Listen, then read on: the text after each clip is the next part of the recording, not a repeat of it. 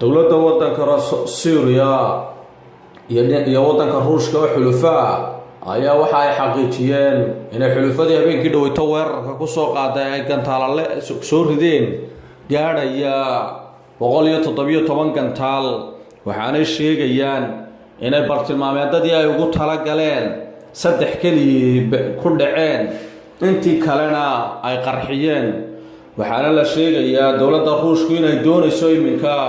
inay jawaab cad ka bixiso waxa ay ugu yeedhay daandaansiga cad ee ay wadaan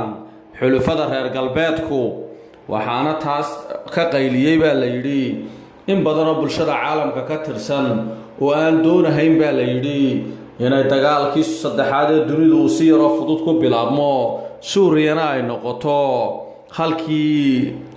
ay ka bilaabmaysay xabadda ugu horeysa waxaana la hubaala baa la yiraahday labadan quwadood ee waaweyn ay bilaabaan dagaalka inay noqonayso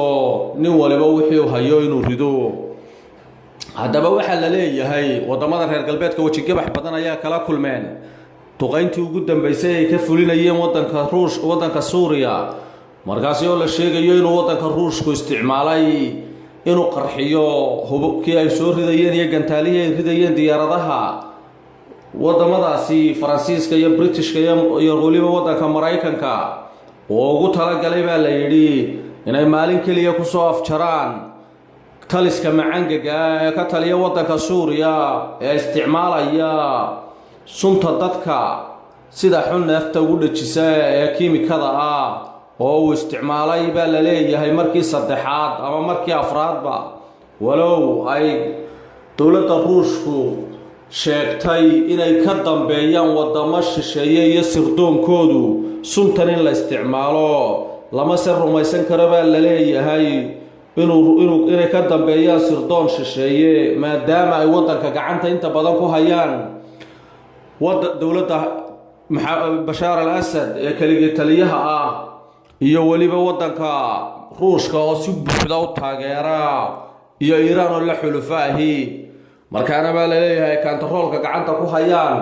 waddanka wixii soo gelaya marka laga reebo duqaymaha iminka oo ay geysteen wadamadaasi haddaba dadku waxay isweydiinayaan 117 gantaal oo lagu riday bartilmaameedadii loogu tala galay sababta ay saddex kaliya ugu dhacday meeshii loo waday mana jiro baa la yiri qasaare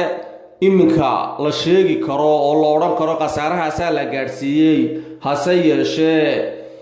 waxa la arkaa baa la yiri inay difaaca waddanka Suuriya oo Ruushku u yahay saldhig inuu aad u xoogan yahay laguna degdegi karin marka iminka waxa reer wadamada reer galbeedku ay u baydheen baa la leeyahay inay dacwad kala gudbiyaan oo ay jamciyadda qurumaha ka dhaxaysa soo saarto qaraar odhanaya inaan Suuriya mar dambe isticmaali karin sunta dadka waxyeelaysa ee kiimikada ah daawadayaal halka warka kala socotaana waa telefishinka caalamiga ee Deegaan Channel TV wixii waraha ka soo kordhana waxaad ku daawan doontaan tabinaha iyaga dambe inta ka horeysana is arag dambe